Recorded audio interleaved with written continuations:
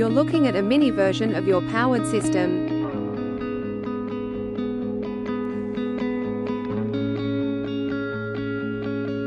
Turn the power off.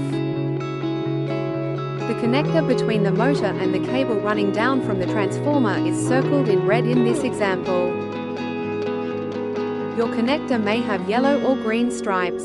Open the motor side to expose the wire ends.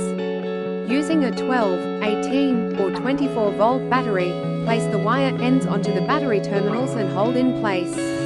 The motor should turn. Reverse the wires to ensure the motor runs in both directions.